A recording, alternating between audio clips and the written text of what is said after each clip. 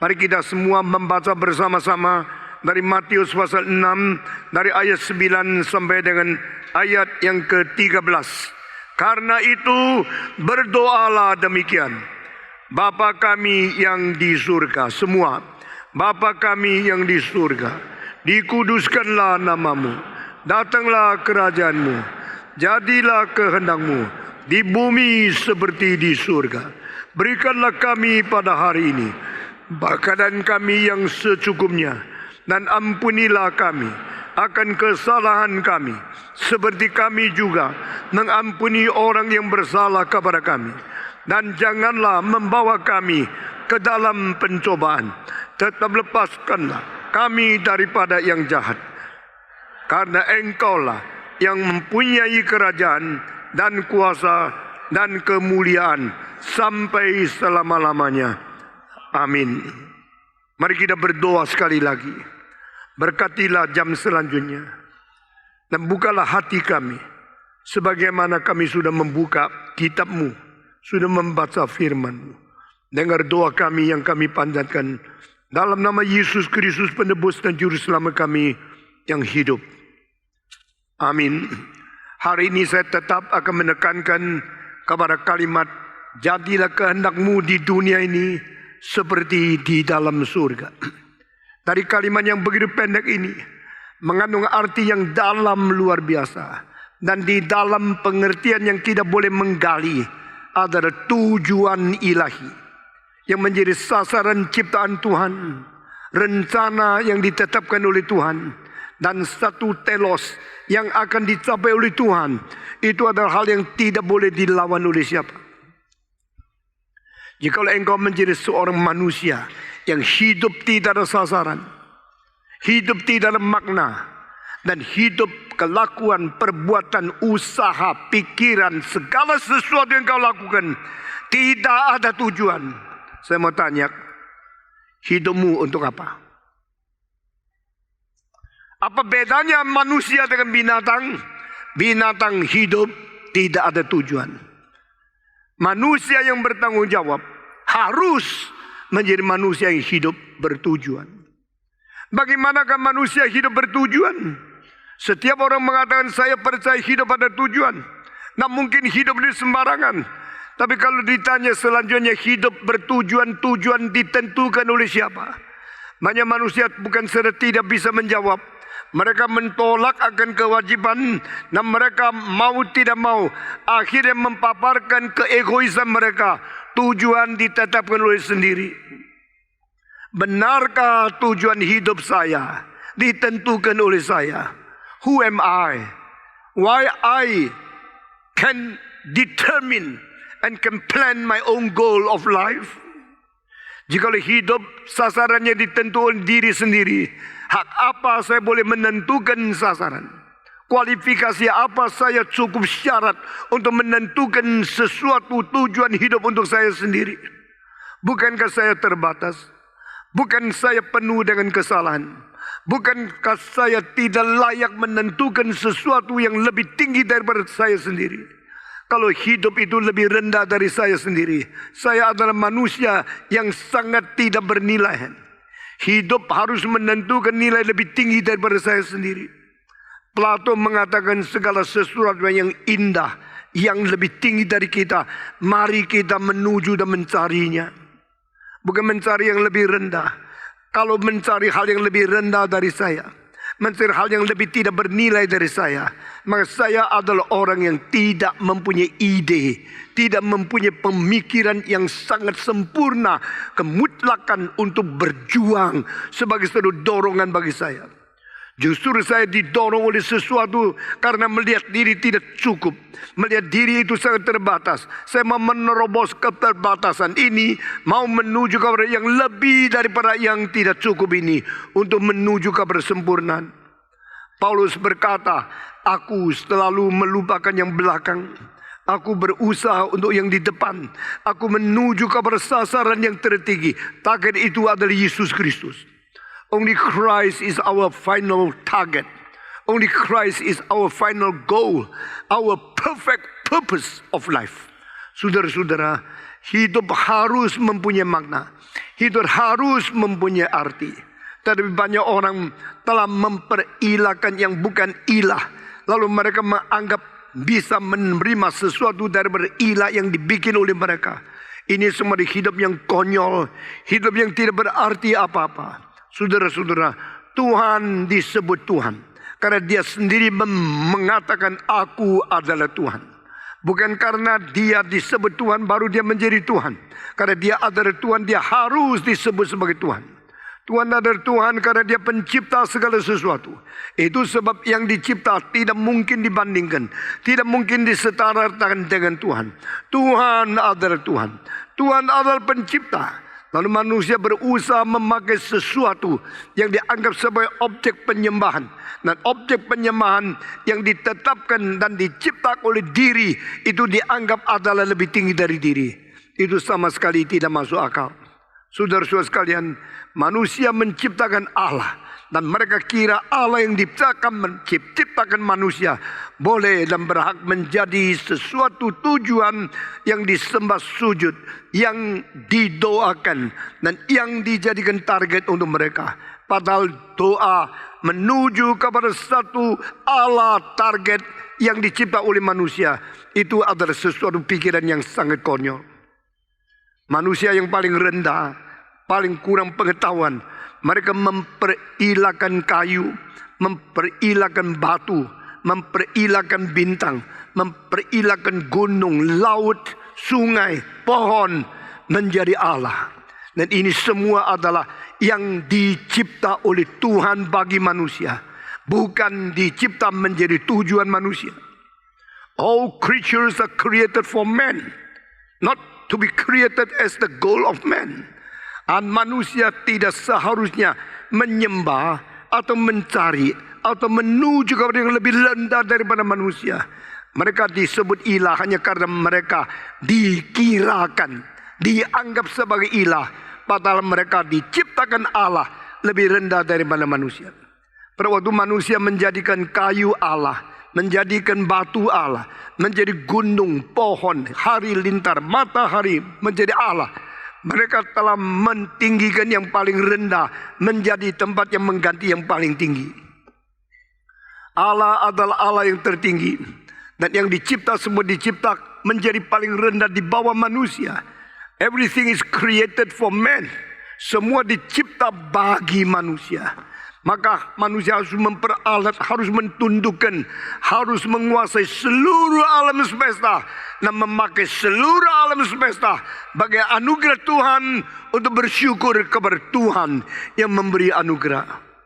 Manusia yang kurang pengertian, kurang pendidikan, kurang pengetahuan, dan kurang intelek, mereka menyembah patung, menyembah kayu, menyembah batu, menyembah ciptaan, dan jadikan itu Allah sebagai tujuan dan target daripada penyembahan mereka.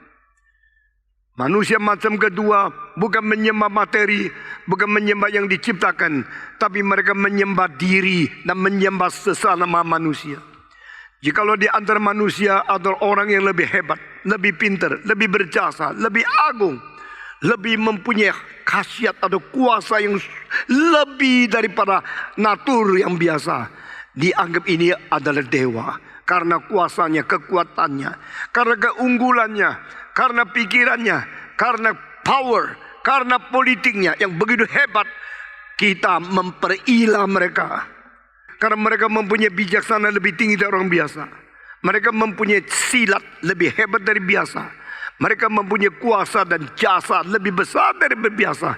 Maka kita menyembah mereka sebagai Allah. Mereka adalah manusia dan bukan Allah. Allah adalah Allah dan bukan manusia. Let God be God. Let man be man. When you treated everything created as God, you are wrong. And when you worship man as God, you are wrong. Karena mereka hanya dalam tingkat manusia saja. Mengapa manusia mengagumi manusia? Karena ada kelebihan dari manusia yang lain menjadi daya tarik untuk kita sangat bersujud dan sangat menghormati dia. Saudara-saudara, orang yang rendah pengetahuan menyembah yang dicipta sebagai Allah.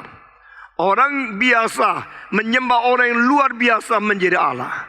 Tetapi ini tetap adalah Allah palsu. Engkau boleh menjadikan orang lain yang luar biasa sebagai Allahmu.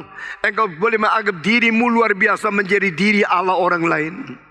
Saudara-saudara, inilah dosa tentang menyembah kepada Allah yang jatuh di dalam jerat daripada iblis.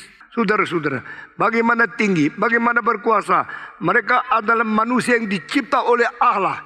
Dan segala sesuatu yang ada pada mereka sebagai jasa hanyalah karunia dan anugerah Tuhan Allah kepada manusia saja. Mereka sendiri tidak pernah mengatakan mereka itu Allah. Mereka sendiri tidak ada tujuan. Mereka pun tidak ada telos, tidak ada tujuan, tidak mengetahui hari mereka akan menuju ke mana. Bagaimana orang sendiri tidak ada tujuan menjadi ilah yang menentukan tujuan kita. Mengapa engkau menuju kepada dia? Mengapa engkau mentargetkan orang-orang besar menjadi ilahmu? Saudara-saudara sekalian, ini semua melanggar akan hukum dari Tuhan Allah. Yang menentukan hari depan saya adalah Allah yang lebih besar daripada manusia. Yang menentukan tujuan alam semesta adalah Allah yang mencipta segala sesuatu di dalam seluruh alam semesta. Yang menentukan tujuan dari saya juga ada yang menentukan tujuan daripada seluruh umat. Yang menentukan seluruh tujuan dari segala sesuatu yang dicipta. Dia adalah Allah. Allah mempunyai tujuan, mempunyai target, mempunyai rencana, mempunyai kehendak yang lebih tinggi dari manusia. Maka berkata, datanglah kerajaanmu, jadilah kehendakmu di dunia seperti di surga. Let your will be done on this earth as it is in heaven. Biar kehendakmu terjadi di dunia. Berarti orang Kristen berdoa minta dunia ini, hidup saya, gereja saya, keluarga saya, negara saya, generasi saya. Mari kita melihat ada tujuan Allah untuk kita semua. Sehingga kehendak Allah boleh dilaksanakan di dunia seperti kehendak Allah dilaksanakan di dalam surga. Mengapakah kehendak Allah dilaksanakan di dunia seperti di surga? Karena kehendak Allah di dalam surga tidak ada lawannya. Kehendak Allah di dalam surga tidak ada yang berani menantang, melawan, menolak atau membangkang kepada dia. Kenapakah di surga tidak membangkang, tapi di dunia ada yang membangkang? Karena Allah telah menciptakan manusia dengan kehormatan yang terbesar, memberikan hak bebas kepada manusia.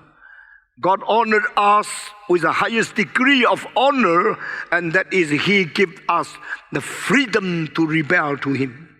Allah telah menciptakan manusia dan memberikan kemungkinan manusia boleh melawan Dia.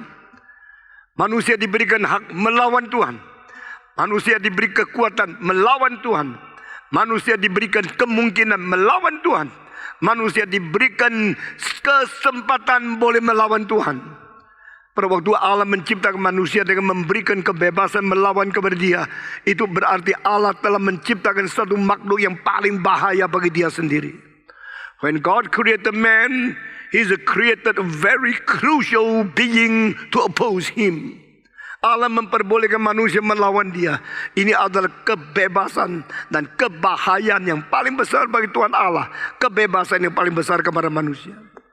When God gives us the freedom, that is the greatest honor and the greatest danger. Allah memberikan kebebasan, kita boleh melawan dia. Itu adalah satu hak yang terbesar bagi manusia dan satu bahaya yang paling besar bagi Tuhan Allah. Maka banyak orang mengatakan, Tuhan, saya melawan engkau. Saya tidak mau taat kepada engkau. Tuhan seolah-olah tidak apa-apa. Tuhan seolah tidak membalas, tidak menghukum dan membiarkan. Itu sebab orang begitu banyak yang jahat dan kurang ajar kepada dia. Mengapa Tuhan membiarkan mereka? Mengapa Tuhan membiarkan pemberontak yang begitu jahat membunuh orang sewenang-wenang dan memberikan kesempatan mereka melakukan kejahatan itu? Pada waktu kita tidak mengerti, mari kita semua tenang dan memikirkan tentang hal ini. Apakah lebih baik Allah tidak memberikan kebebasan kepada manusia? Apakah lebih baik Allah menciptakan manusia seperti robot, hanya bisa mengikuti peraturan yang ditetapkan oleh Allah dan tidak ada kemampuan untuk melawan? Jika Tuhan mau membuat engkau menjadi robot, gampang sekali. Juga Tuhan membuat engkau tidak ada hak untuk melawan Tuhan. Gampang sekali. Jadikan engkau anjing, sudah cukup. Saudara tahu tidak kenapa hari itu engkau dilahirkan bukan anjing? Kenapa engkau lahirkan bukan kucing, bukan macan, bukan harimau, bukan kuda? Engkau dilahirkan sebagai manusia. Karena Tuhan menghormati engkau, memberikan engkau hak terbesar, yaitu mempunyai kebebasan melawan Tuhan. Tapi hak ini diberikan bukan untuk sewenang-wenang dan kita tidak bertanggung jawab. Hak ini diberikan supaya kita mempunyai tanggung jawab yang serius di hadapan Tuhan. Oh, the grace of God demand the responsibility. Anugerah menuntut kewajiban. Kalau Allah sudah memberikan sesuatu anugerah, Allah menuntut kewajiban. Allah memberikan bijaksana. Allah mau engkau memakai baik-baik, bukan untuk sombong lalu menghina orang lain. Jika Allah memberikan kecantikan kepadamu, bukan supaya engkau menikmati saya lebih cantik lalu sombong merebut kemuliaan Allah, tapi engkau mesti lebih kasihan orang lain dan untuk menjadi berkat bagi orang lain. Jika Allah memberikan kekuatan kepadamu sebagai masa muda yang mempunyai tenaga yang luar biasa, bukan supaya engkau menghina orang lain, memukul orang lain, supaya engkau menolong orang yang dilakukan oleh orang jahat. Saudara-saudara, all the grace of God demands responsibility. Anugerah Tuhan menuntut kewajiban. Orang yang menerima anugerah dan tidak melakukan kewajiban itu orang kurang ajar. Begitu banyak orang mau anugerah Tuhan, menerima anugerah Tuhan, menikmati anugerah Tuhan, mempergunakan anugerah Tuhan, tapi tidak mengingat akan kewajiban yang harus kita lakukan itu apa. Itu akan dituntut oleh Tuhan. Pada waktu Tuhan sementara memberikan kebebasan, boleh kita nikmati. Dan kita sambil menikmati kebebasan, sambil menghina Tuhan, kita jangan lupa pada satu hari, kebebasan itu harus kembali bertanggung jawab kepada Tuhan. Pada waktu engkau bebas membunuh orang lain, mengerjain orang lain, merugikan orang lain, Tuhan sementara tutup mata, tidak membiarkan engkau dihukum. Tapi jangan lupa pada satu hari, pada waktu engkau harus menghentikan hembusan napasmu yang terakhir, engkau langsung berdiri di hadapan Dia dan engkau tidak bisa apa-apa. Maka yang congkak harus bertobat, yang cantik jangan sombong. Melalui kecantikanmu engkau akan dihakimi oleh Tuhan. Yang pintar jangan sombong. Melalui kepintaranmu engkau harus bertanggung jawab di hadapan Tuhan. Yang kuat jangan sombong. Melalui kekuatan yang diberikan oleh Tuhan engkau harus bertanggung jawab kepada Tuhan. Tidak ada seorang yang bisa lepas daripada Tuhan. Saudara-saudara, Allah memberikan kebebasan kepada manusia adalah karena menghormati, terlalu respect, terlalu hormat kepada manusia. Tapi pada waktu manusia mempermainkan anugerah yang diberikan oleh Tuhan untuk kembali melawan Tuhan dan menghamburkan segala sesuatu anugerah dan mempermalukan nama Tuhan, biarlah dia mengetahui satu hari engkau akan kembali kepada Allah. When you speak something against God, do you know you are still under the power of God? Manusia yang tidak mau sadar terus menerus melawan Tuhan. Tuhan toleran sampai satu hari, waktu harimu sudah selesai, napasmu berhenti, engkau berdiri hadapan Tuhan. Do you think you can conquer God? That is a dream. That is a crazy dream. You are deceiving yourself. Manusia jangan menipu diri. Allah kalau toleransi, karena dia masih menunggu kita bertobat. Bukan dia menyetujui kita berdosa. Kalau Allah masih tidak menghukum kita, adalah kita memberikan anugerah umum supaya kita bertobat dan mengaku dosa di hadapan Dia. Saudara-saudara, kadang-kadang Tuhan melihat dan mengizinkan manusia biadab, boleh melakukan apa saja melawan kehendak Dia. Tuhan diam. Waktu Tuhan diam, itu satu hal yang paling serius di dalam sejarah. Tapi banyak orang tidak sadar hari ini. When God is judged, God keeps silent. Inilah sifat ilahi yang tidak dibicarakan di dalam teologi sistematis. Jangan kira yang sekolah teologi sudah dapat gelar S3, S4, engkau sudah tahu semua. Banyak hal di Alkitab memang digali. Dan salah satu kewajiban saya, yaitu menggali apa yang belum ditemukan oleh banyak ahli teologi, untuk memberikan peringatan kepada gereja, bagaimana kita harus takut kepada Tuhan. Allah kadang-kadang tidak mencegah. Allah membiarkan manusia berdosa dan Dia tidak menghukum. Tetapi saat itu Tuhan diam. Pada saat Tuhan diam, itu saat yang paling penting di dalam sejarah. Karena di situ manusia yang berbijaksana akan terangsang memikirkan kebesaran Tuhan dan kelemahan manusia. When Jesus was judged by Pilate, He kept silent. When God is judged by man, He kept silent. Pada waktu Yesus dihakimi oleh Pilatus, dihakimi oleh Kayafas, Dia tinggal diam. Dia sama sekali tidak menjawab. Silakan jawab. Yesus tidak menjawab. Waktu Yesus tidak menjawab, you kira Tuhan kalah. You kira Tuhan menyerah. Bukan, saat itu Dia sedang menumpuk, mentabung kemarahannya, menanti sampai akhir bagaimana menghakimi engkau. When God keeps silent, He's storing His wrath, and He will judge you in the final days. Di mana ke Pilatus sekarang? Di mana Kayafas sekarang? Pada waktu mereka berjaya, mereka kekuatan melawan Tuhan. Mereka merajalela dan Tuhan tinggal diam. Di dalam Nabi Yesaya ada satu ayat. Tuhan berkata, aku sudah lama diam. Engkau masih belum takut. Saya gemetar membaca ayat itu. I have been silent for so long. You still do not fear me. Aku sudah diam begitu lama. Engkau masih tidak takut kepada saya. Oh saudara-saudara, biar kita mempunyai satu perasaan yang peka saben jam, saben detik merasakan kebesaran Tuhan dan keajaiban bijaksana Tuhan yang melampaui segala marifat dan segala pikiran manusia. Dia diam. Dia tidak bicara. Tunggu sampai engkau mati. Man can conquer God. Mungkinkah manusia mengalahkan Allah?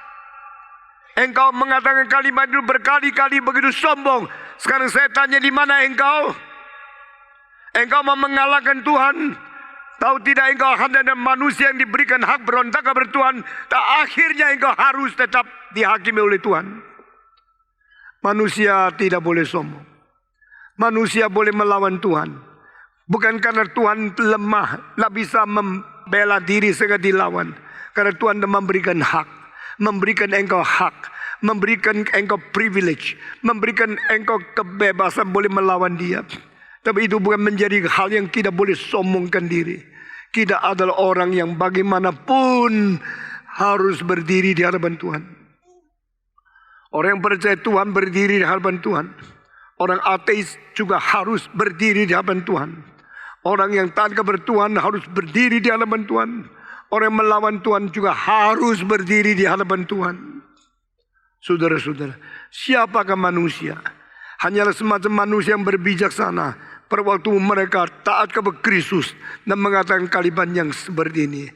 Jadilah kehendakmu di dunia seperti di surga.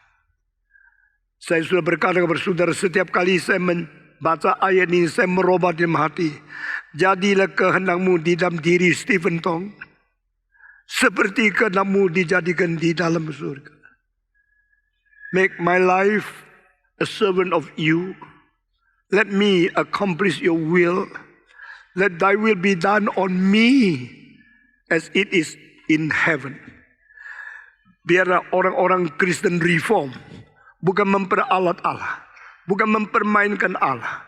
Bukan mempergunakan Allah. Suruh dia menjadi jongosmu untuk menggenapi kehendakmu. Tapi biar dirimu menaklukkan diri untuk menggenapi kehendak Allah. Hanya dua macam orang Kristen. Tuhan kerjakan ini, kerjakan itu. Ini yang saya mau. Jadikan. Sembuhkan saya. Kasih saya kaya. Saya mau makmur. Saya mau sukses. Saya mau lancar. Saya mau berhasil. Tuhan taat saya. Ini kemauan saya. Jalankan kehendakku. Orang-orang seperti ini maunya Tuhan menjadi pembantumu. Maunya Tuhan menjadi jongosmu. Maunya Tuhan diperalat oleh kamu. Itu kurang ajar. Seharusnya engkau berkata kepada dirimu, mari aku takluk kepada Tuhan. Jadilah kehendakmu di atas bumi, di dalam diri saya, di dalam keluarga saya, seperti jadi di dalam surga. Kenapa? Karena kehendak Allah di surga tidak ada yang melawan. Kehendak Allah di surga tidak ada yang menantang, tidak ada orang berontak, tidak ada orang bisa menolak. Tapi kerajaan Tuhan, kehendak Tuhan di dunia sangat banyak ditolak dan dibenci oleh manusia. Saudara-saudara sekalian, mari kita kembali kepada Tuhan, berkata, aku mau taat kehendak-Mu. Saudara-saudara, orang yang rendah menjadikan batu, pohon, bintang, matahari, bulan, pohon, gunung, laut, dewa mereka. Orang yang lebih pintar menjadikan diri, menjadikan manusia yang hebat, manusia yang berjasa, manusia yang sukses militer sebagai dewa mereka. Ini semua dewa palsu. Orang yang paling tinggi, pengetahuan dan bijaksana paling hebat adalah orang yang membuat Allah melalui pikiran mereka dan jadikan Allah rasional di dalam penyembahan mereka. The ideal God produced from your mind, produced from your logical mind, produce your creative mind. Dengan daya kreatif manusia, dengan logika manusia, dengan kemampuan epistologi manusia, mari kita menciptakan, membayangkan Allah itu bagaimana. Allah mesti begini, Allah mesti begini. Orang yang mempunyai independent thinking ability adalah orang yang sangat kreatif. Saya adalah orang yang suka memikir secara kreatif. Saya adalah seorang yang memikir secara individu dan otonomi. Saya tidak mau ikut-ikut. Saya adalah orang yang tidak mau ikut tradisi, ikut semua ikatan, ikut semua peraturan orang lain. Bukan berarti saya suka berontak peraturan, tapi saya adalah orang yang suka pikir secara individu. Individual, creative thinker are those people who are very, very brilliant. Orang yang pintar sekali ada orang yang suka memikirkan sendiri. Tapi jangan lupa kalimat di bawah ini. Bagaimana engkau memikirkan siapa Allah? Bukan menurut doktrin yang ada, bukan menurut tradisi yang ada, bukan menurut agama dan segala syariat agama yang ada. Menurut pikiranmu yang kreatif, engkau adalah orang yang sangat-sangat pintar. Tetapi tetap jangan lupa, Allah yang kau pikirkan melalui kreativitasmu adalah Allah bikinan-pikiranmu. The God thought from your creative mind is a product of your reason.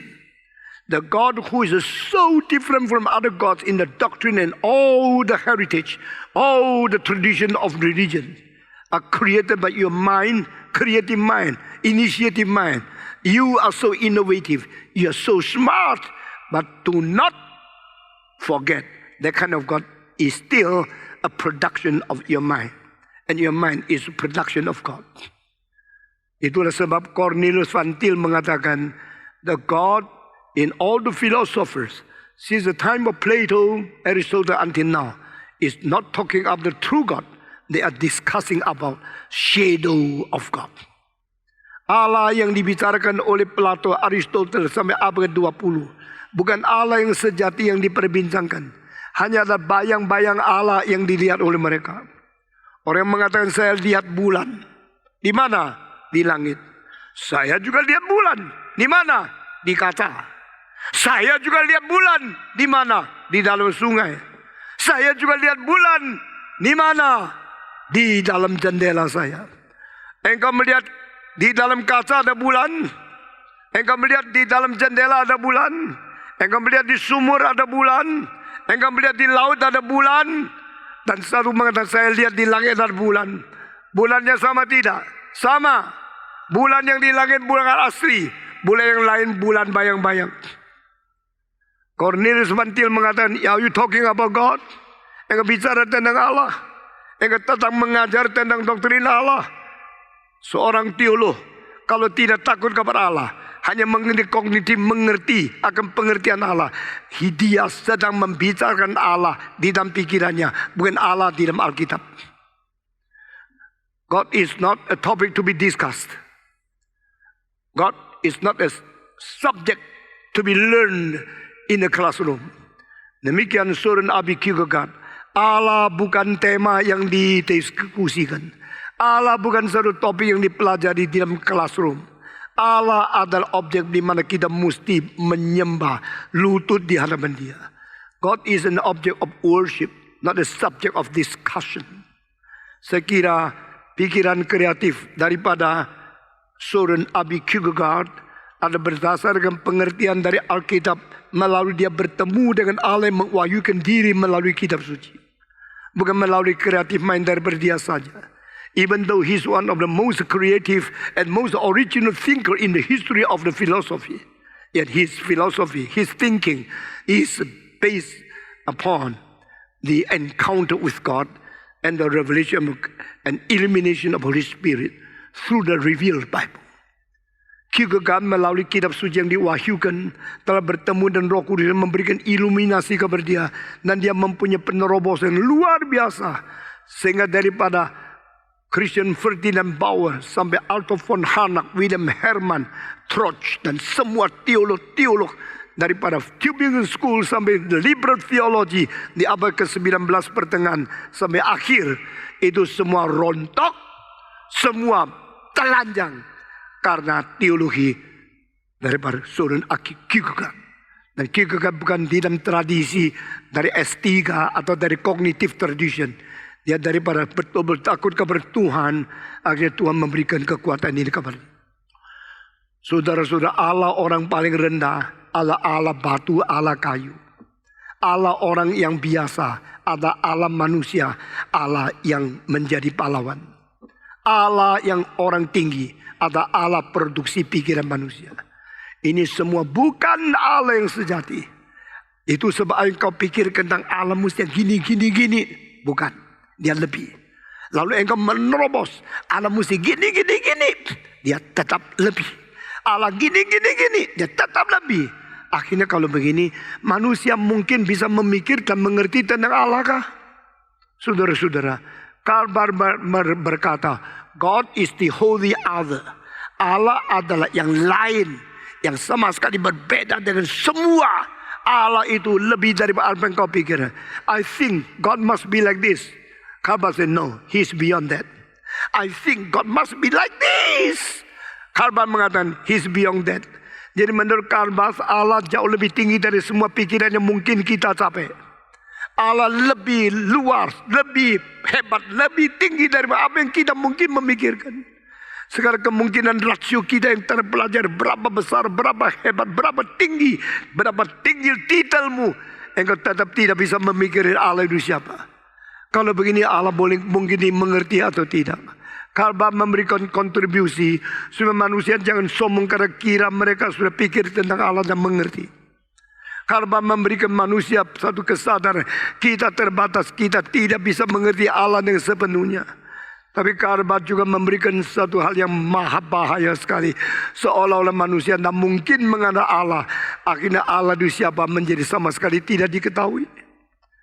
He turned the meaning of God as becomes a new agnosticism. Kalau Allah itu tidak bisa mengerti, kalau begini manusia bagaimana mengerti Allah?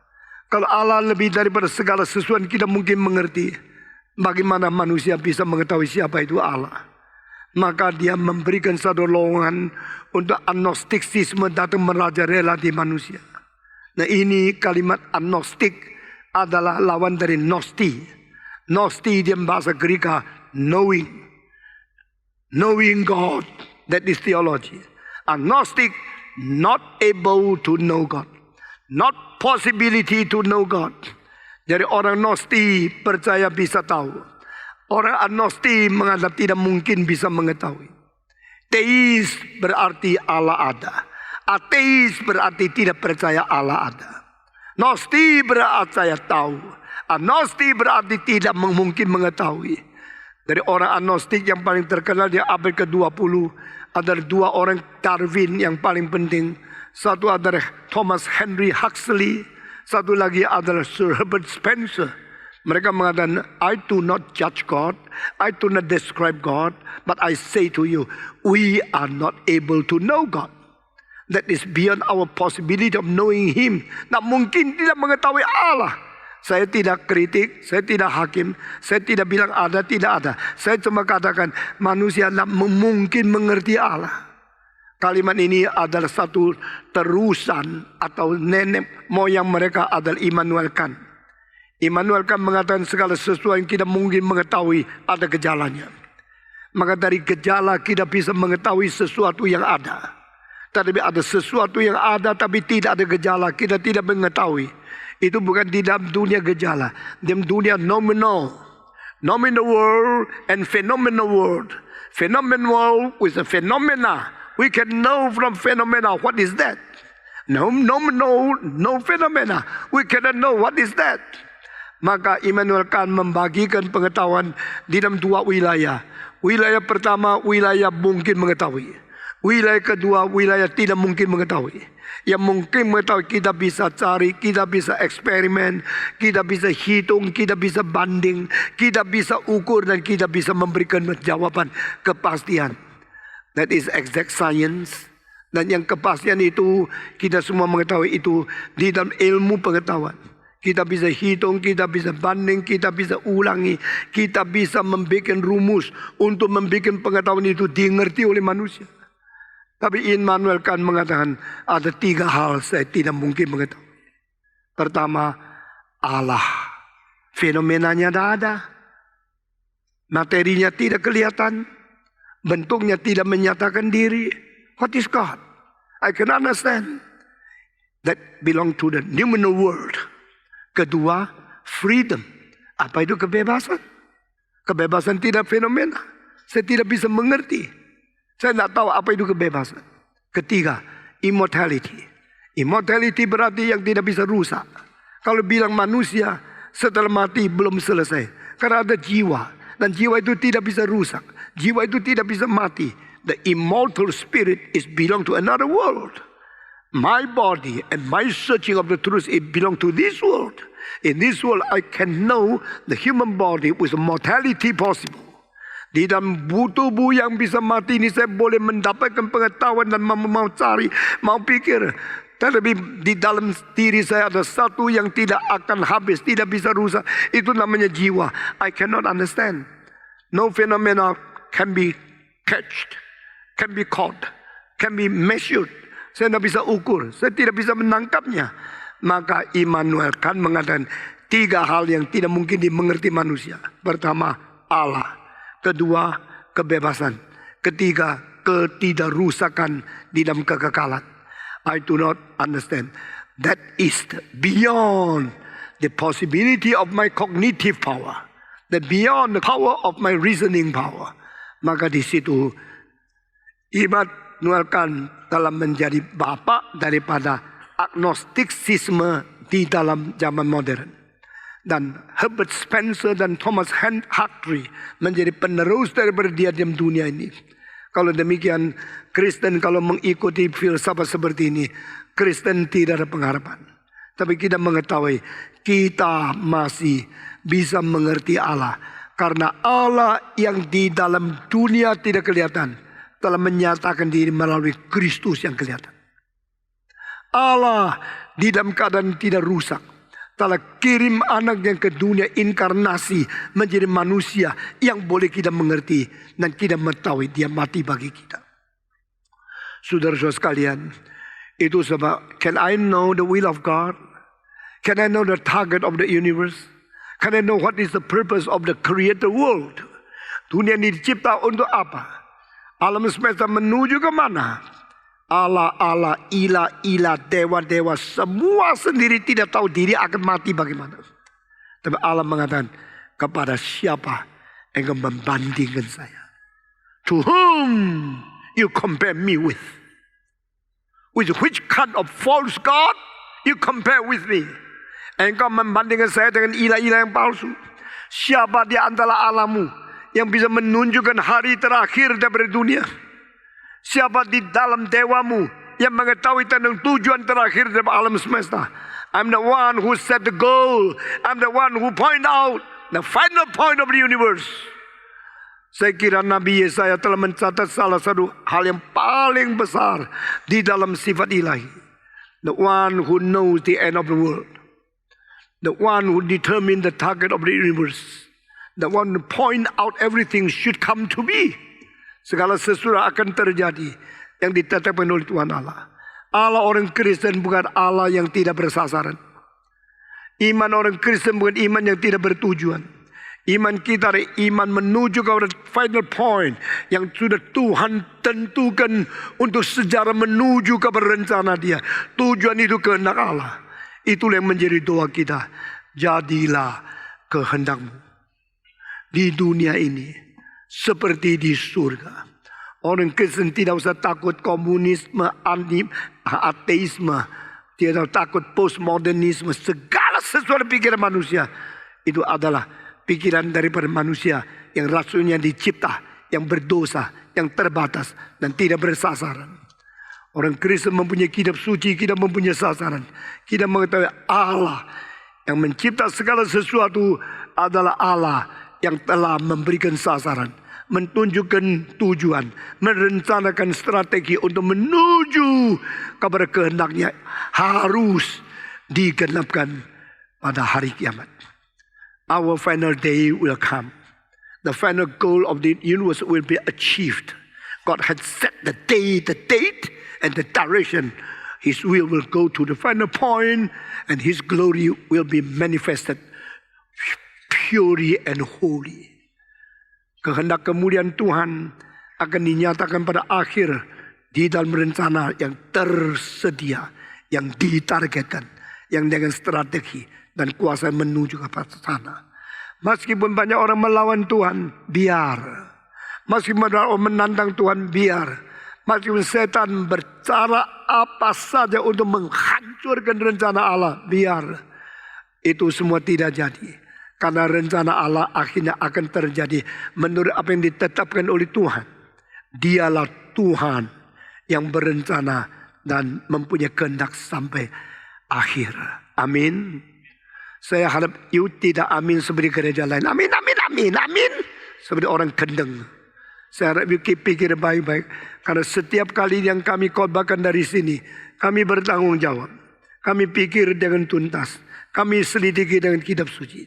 Dan kami mengetahui apa yang tersimpan di dalam inti bobot yang paling tinggi dalam firman Tuhan adalah bijaksana yang merubah pikiran kita. Allah bukan produksi rasio. Rasio adalah ciptaan Allah. Semua. 1, 2, 3. Allah bukan produksi rasio. Rasio adalah ciptaan Allah. Our reasoning power is the creation and production of God. But God is not a production of human reasoning. Manusia filosof yang memikirkan Allah begini-begini. Itu adalah Allah dasarkan pikiran mereka. Dan Allah yang diciptakan rasio. Lebih kecil dari rasio. Rasio dicipta oleh Allah. Allah lebih besar dari rasio.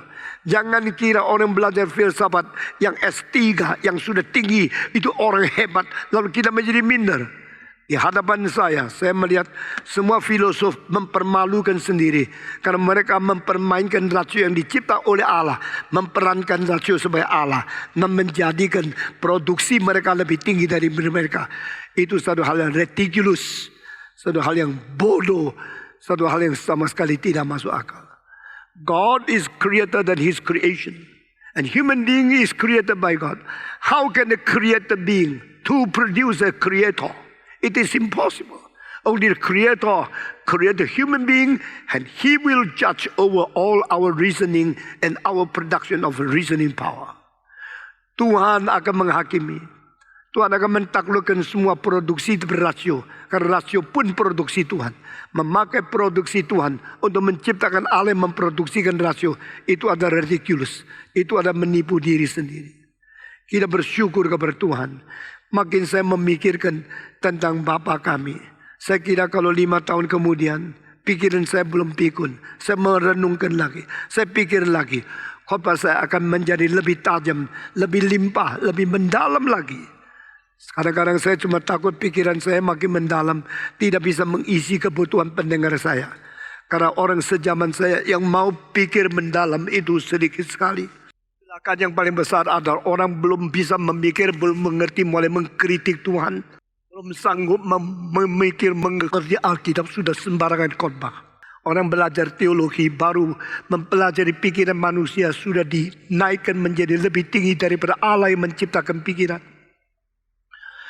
Kiranya Tuhan memberendahkan hati kita, jadikan kita sungguh-sungguh takluk di bawah Dia. The sovereignty of God over our freedom. Itu namanya reform. And to think of the God's thinking. To love of the God's divine emotion.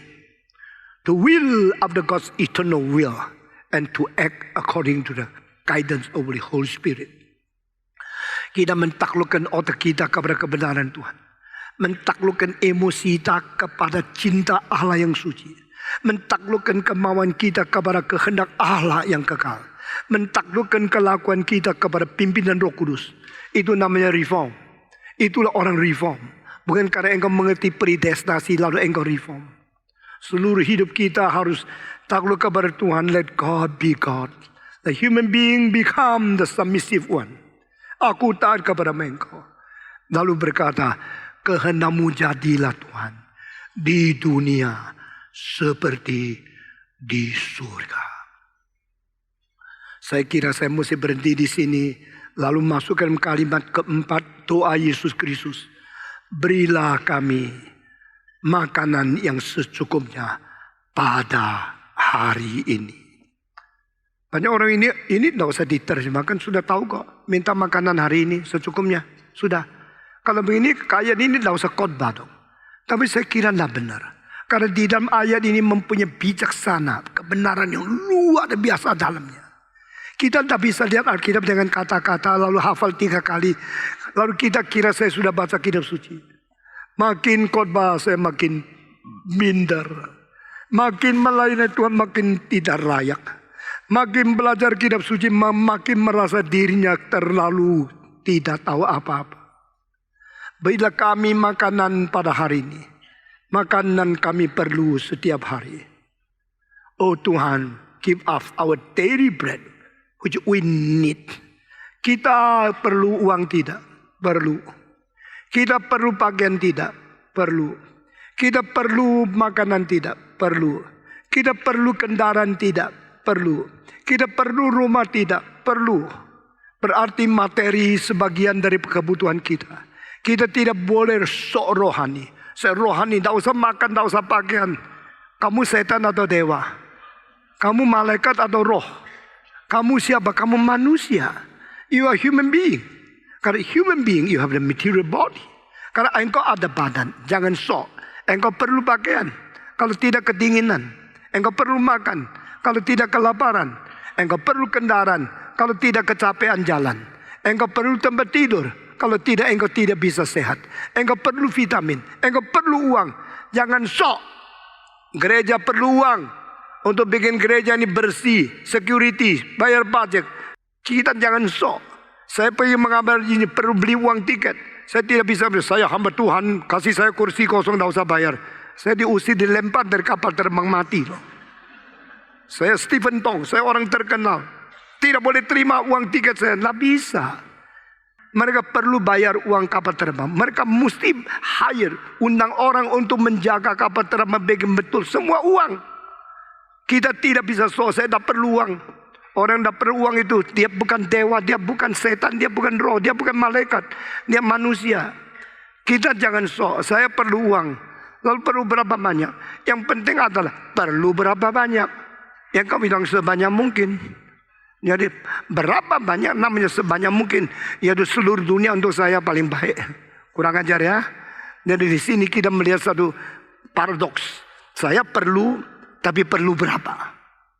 Kalau saya perlu berapa, saya minta lebih tak habis-habis. Itu namanya serakah. Dan serakah itu dianggap dosa di dalam Alkitab. Tapi kalau saya tidak perlu, itu omong kosong. Karena saya memang perlu. Di tengah-tengah perlu dan tengah-tengah serakah sampai di mana? Yesus mengatakan secukupnya. Itu sebab kalau Tuhan kasih lebih, engkau bersyukur. Tapi jangan terus minta tak habis-habis. Saudara-saudara, kalau saya tanya, berapa baru cukup? Ayo, jawab. Engkau sekarang sudah uang 5 miliar? Cukup. Yang rasa sudah cukup mulai hari, tidak usah untung lagi. Angkat tangan.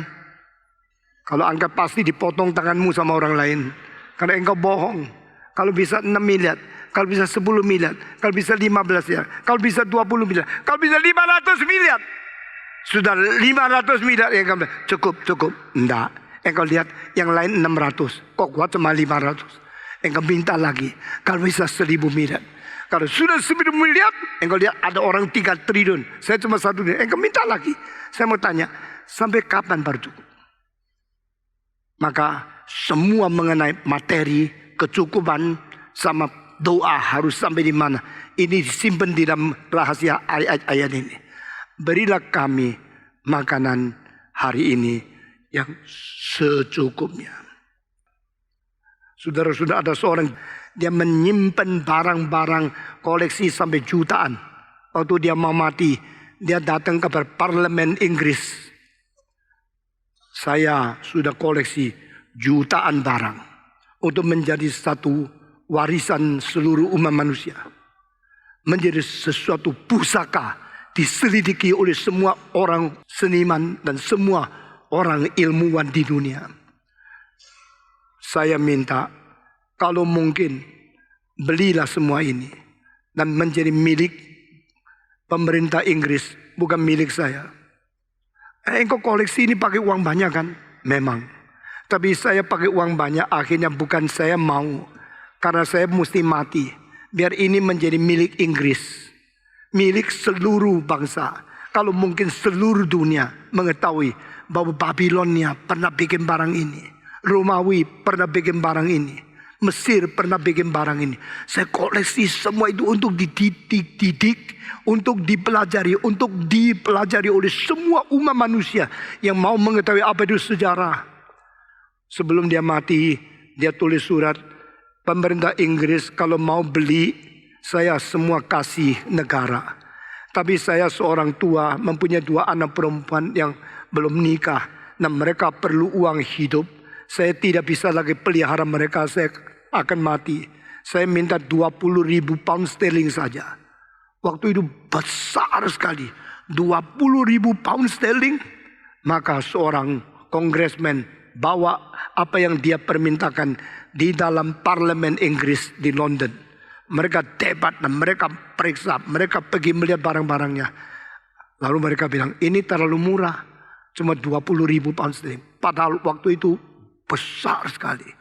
Mereka tulis lalu di dalam satu janji memberikan 20.000 kepada dia.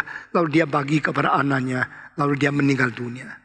Sekarang British Museum menjadi museum terbesar di dunia. Barang koleksi sudah tambah menjadi 9 juta barang. Tak ada orang ke Inggris tidak kepingin lihat. Seluruh ilmuwan profesor ke Inggris mau belajar tentang Mesir, cari. Tentang Romawi, cari. Tentang Babylon, cari. Tentang Grita, cari. Karena itu adalah koleksi terbesar di dunia. Saudara-saudara, kalau saya koleksi barang tidak habis-habis, bukan karena saya perlu ini. Di rumah saya tidak perlu banyak barang. Tapi saya mau taruh supaya seluruh Indonesia belajar. Mengerti apa itu nilai seni. Apa itu tumpukan sejarah. Apa itu tradisi kebijakan daripada umat manusia. Saudara-saudara, berapa baru cukup? Ini kalimat yang penting sekali. Sekarang saya tanya, kalau engkau cari uang untuk dirimu, berapa baru cukup? Berapa baru cukup? Benarkah cukup? Engkau rasa cukup? Engkau mempunyai satu kebiasaan, tak cukup, tak pernah cukup, tak rasa cukup, mau sebanyak-banyak. Satu rumah cukup, kenapa 12 rumah? Karena ada 5 yang taruh gundik, kurang ajar ya. Jangan ketawa. Itu rumah taruh satu perempuan. Hari ada orang lihat engkau pergi situ, main sama dia tidur, lalu pulang, pura-pura baik sama nyonyamu. Kenapa engkau tidak cukup? Engkau tidak cukup ada hal yang tidak perlu. Tapi engkau rasa perlu. Kenapa rasa perlu? Setan yang bikin kelebihan perlu menjadi pancing untuk mengumpankan engkau boleh ditawan oleh dia. Banyak hal yang tidak perlu. Kita perlu berapa pakaian sih? Kita perlu berapa sepatu sih? Andrew G mengatakan kalau 100 tempat tidur, engkau sebentar ganti-ganti kecapean tidak bisa tidur. Kalau engkau mempunyai 100 pakaian, semua pakai, mati kepanasan. Tidak keburu buka. Apalagi nyonya. Satu nyonya sudah repot, semua bilang 1, 2, 3. Engkau mau banyak? Mau banyak? Tidur sini, tidur sana. Salah seorang kaisar yang menghancurkan kerajaan yang dibangkitkan oleh papanya adalah dinasti Cui. Cui Wendi seorang agung. Dia mempunyai kerajaan mempersatukan seluruh Tiongkok. Sudah dia mempersatukan, lalu dia mengangkat. Di dalam rumahnya ada 2 anak. Anak pertama baik, anak kedua pintar. Tapi dia mengangkat anak pertama menjadi raja. Sudah mengangkat anak pertama menjadi raja. Anak itu GR. Mulai mewah-mewah. Mulai tidak ada batas. Nikmat sekaruan. Papanya marah. Lalu mengatakan, kalau begini kerajaanku serahkan kepadamu, besok bahaya. Lalu dia bilang sama nyonya, kalau angkat yang kedua, robohkan. Ini anak putra mahkota, ganti kepada yang kedua. Ya lebih baik. Yang kedua ini pintar kok. Langsung mereka robah. Pindah kepada anak kedua. Waktu anak kedua dijadikan anak putra mahkota. Yang pertama itu sedih sekali. Nyesel sekali. Dan dia mulai nangis. Sesuai itu dia bertobat. Tapi anak kedua itu pintar. Maka dia bilang, sekarang saya jadi anak putra mahkota. Dia pura-pura baik. Sehingga makin menyenangkan papanya. Papanya makin percaya ke dia. Makin benci kepada kakaknya. Dan kakaknya diperlakukan tidak adil. Sampai satu hari dia terlalu sedih. Naik atas pohon karena seperti orang gila. Lalu yang AT-nya bilang, coba lihat. Dia sudah gila, mana bisa jadi putra mahkota. Maka dihancurkan, dirusak kedudukannya. Makin diremehkan. Nah ini makin pura-pura, kelihatan hemat, kelihatan jujur, kelihatan hidup suci, kelihatan tidak berzina. Papanya makin percaya dia, makin percaya. Sampai satu hari ratunya mati, selir yang cantik sekali di kota mau diperkosa oleh dia. Selir itu bicara sama suami. Anak kedua, putra mahkota, kelihatan bagus, padahal tidak beres. Kemarin buka baju saya. Ingin tidur sama saya. Karena kecantikan saya. Hah? Kurang ajar begitu? Kalau begitu cepat. Saya akan bawa kembali. Hancurkan dia. Tidak boleh jadi putra mahkota. Lalu saya dengar putra mahkota yang tadi. Yang asli yang pertama. Itu lebih baik. Sekarang saya mau kembalikan. Waktu dia menulis surat. Suruh anak yang dewasa datang ke rumahnya. Surat itu dikirim. Orang itu dikasihkan kepada putra yang kedua. Karena dia lebih baik sama putra. Lalu putra kedua langsung suruh tentara. Semua keliling kamar bapaknya. Dan suruh bunuh kakaknya. Sesudah itu dia suruh seorang jenderal masuk ke dalam. Lalu membunuh ayahnya sendiri. 2 hari, berapa hari kemudian dia menjadi kaisar. Sudah menjadi kaisar baru keluar cakarnya. Keluar taringnya.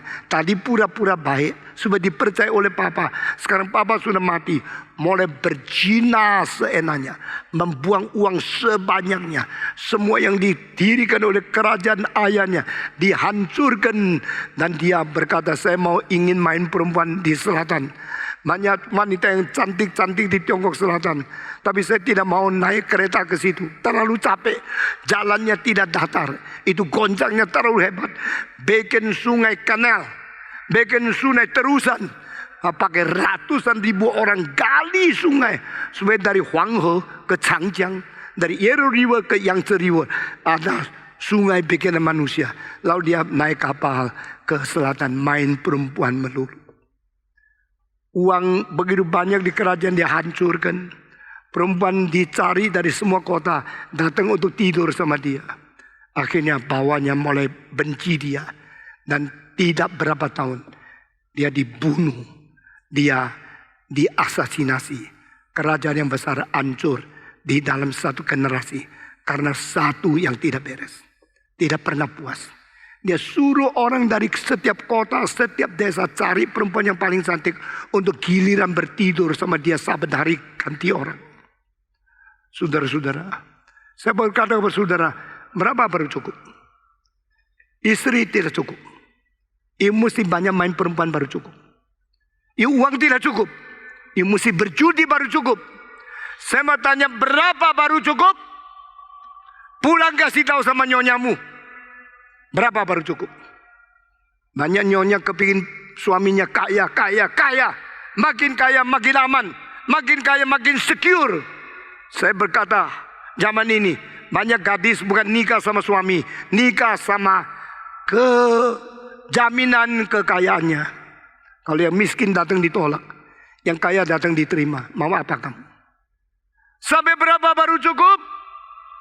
Manusia rusak karena serakah. Manusia hancur karena tamak. Banyak orang pada waktu masa cukup, rumahnya penuh dengan sejahtera. Setelah banyak gundik, banyak istri, rumahnya menjadi neraka. Pada waktu miskin, sama-sama makan kue separuh-separuh, semua damai. Sudah pesta pora, mulai berhantam. Waktu masih miskin, semua berdoa, berbakti kepada Tuhan. Sudah kaya, beli pedang saling membunuh. Jangan kira kekayaan itu berkat. Jangan kira makin banyak uang, makin besar bahagia. Saudara-saudara, yang mengerti puas, itulah orang yang sungguh-sungguh bahagia. Orang yang mengetahui kepuasan, orang yang senantiasa bersuka cita. Ini peribahasa Tionghoa, Ziju Changlo. Maka Yesus berkata, oh Tuhan, berilah kami makanan secukupnya. Saya perlu makan Tuhan. Saya ada daging Tuhan. Saya dicipta dengan kombinasi di tengah-tengah roh dan daging. Saya ada roh dan ada daging. Roh, saya harus berbakti kepada Allah. Daging, saya perlu materi di dunia ini. Engkau perlu seks. Jangan sok rohani. Orang-orang yang tidak nikah tetap perlu seks. Lalu mereka tidak berani ngomong. Diam-diam menginginkan nikah. Tapi tidak ada kesempatan. Tahan. Kalau kucing tidak tahan. Kucing kalau sudah tahu dia mau nikah. Anjing kalau mau menikah, dia matanya lain, tubuhnya lain, manusia lain. Kita mengetahui harus bagaimana jaga, harus bagaimana sabar, harus bagaimana tunggu. Kalau tidak ada, apa boleh buat? Kalau ada, kita terima. Tapi boleh minta kepada Tuhan, beri aku makanan secukupnya pada hari ini. Beri aku jodoh kalau aku boleh diberikan. Tidak salah. Saudara sebagai manusia, mintalah kepada Tuhan apa yang engkau perlu. Tapi kalau Tuhan tidak memberi, engkau harus tahan. Karena Tuhan tidak mungkin memberikan sesuatu pencobaan yang terlalu besar daripada apa yang kesanggupan kami terima. Banyak perempuan yang tidak ada kesempatan nikah, ngeluh di dalam hati. Air mata ngalir ke dalam. Di dalam kamar susah sendiri. Tidak ada orang mengetahui. Tuhan mengetahui. Jikalau engkau menikah, tidak tentu lebih bahagia dari tidak menikah. Banyak orang sudah menikah, hidupnya menjadi rusak. Setelah menikah mau lagi, moralnya menjadi hancur. Masyarakat juga ikut dihancurkan. Tadi saya dengar satu kalimat sedih sekali. Di dalam asrama orang-orang universitas, murid-murid sudah banyak kandumnya. Kenapa? Sebatang daging yang hanya berapa puluh gram saja, dah habis minta senangnya. Saudara-saudara, kenapa kita bisa tidak berkata kepada Tuhan, secukupnya berikan kepadaku dan tambahkan kepuasan kepadaku, sehingga aku berjalan di dalam rencana Tuhan, berjalan di dalam tujuan yang Tuhan tetapkan. Saudara-saudara, dunia ini perlu manusia yang beres. Gereja perlu pemimpin yang suci. Seluruh pendidikan perlu guru yang menjadi contoh. Mari kita berdoa kepada Tuhan. Sebab manusia tidak melayani keserakahan. Melayani tubuh yang tidak habis-habis, tidak cukup-cukup. Melayani nafsu yang tidak pernah puas. Saudara-saudara, biar Tuhan memberikan kekuatan kepada kita. Saudara-saudara, jas ini saya beli 820.000. Dan saya anggap jas terbaik di dunia. Karena tidak gampang lencu. Saudara-saudara, kenapa? Karena obral saya beli. Tidak perlu yang terlalu mahal. Tidak perlu yang terlalu baik. Kalau ada hal yang mahal kau beli bisa jual lagi. Atau bisa pelihara harganya. Sehingga uang tidak hancur. Itu adalah memelihara nilai. Itu boleh. Tapi kalau untuk kenikmatan sendiri. Rusakkan semua terus minta yang baik. Itu tidak boleh. Kenapa saya tidak pernah beli satu kali tiket business class? Saya tahu anggota di sini banyak yang beli business class. Pendetamu tidak. Karena uang itu tidak bisa dihemat. untuk pekerjaan lebih besar. Bisa kumpulkan, beli barang taruh di museum. Bisa beli musik untuk memfaedakan orang. Bisa membayar orang main musik supaya mereka ada makan. Bukan saya yang seenaknya business class. Saya boleh nikmat sebebas mungkin. Beli mobil yang baru yang mahal. That is not my type. That is not my life. Saya berkata, ini arti dari ayat ini. Beri kepada kami makanan yang secukupnya pada hari ini. Saya tahu saya bukan malaikat. Saya tahu saya juga binatang. Saya bukan binatang, bukan malaikat. Saya tahu saya manusia. Saya ada roh juga ada tubuh. Binatang ada tubuh tidak ada roh. Malaikat ada roh tidak ada tubuh. Mereka tidak perlu seks. Binatang tidak bisa menyembah Tuhan. Saya dibentuk, dicipta dalam keadaan dua kombinasi. I have a material body, I have a spiritual soul. My spiritual soul need to worship God. My material body need food to eat. Malaikat tidak perlu seks. Ada cinta, tidak ada seks. Itu malaikat. Binatang ada seks, tidak ada cinta. Itu binatang. Engkau kalau adalah manusia, engkau harap Tuhan memberikan seks dan cinta bergabung. Semua cinta yang tidak ada seks, itu seperti bukan manusia. Semua seks kenikmatan yang tidak ada cinta, itu hanya satu kenikmatan binatang. Kita berkata kepada Tuhan, saya manusia. Saya perlu, beri kepada aku.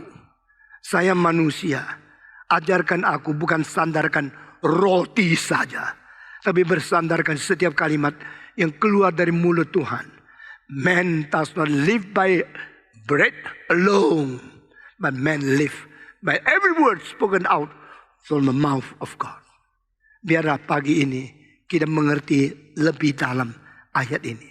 Kalau Tuhan pimpin, minggu depan saya akan tuntaskan ayat, berilah kami makanan secukupnya pada hari ini. Mari kita berdoa. Bapa di dalam surga, kami berterima kasih. Engkau tidak meninggalkan kami, tidak membuang kami. Engkau menjaga, memberi, pelihara, dan memberikan kecukupan kepada kami. Kami bersyukur kepadamu. Engkau Tuhan yang mencipta. Engkau Tuhan yang menyukupi. Engkau Tuhan yang menghibur. Engkau Tuhan yang memimpin kami. Kami berdoa supaya seumur hidup kami tidak jatuh di dalam jerat setan. Tidak jatuh di dalam ikatan nafsu. Tidak jatuh di dalam segala godaan dosa. Beri kekuatan kepada kami menjadi manusia berkenan kepadamu. Kami berterima kasih dan berdoa dalam nama Yesus Kristus, penebus dan juru selamat kami yang hidup. Amin.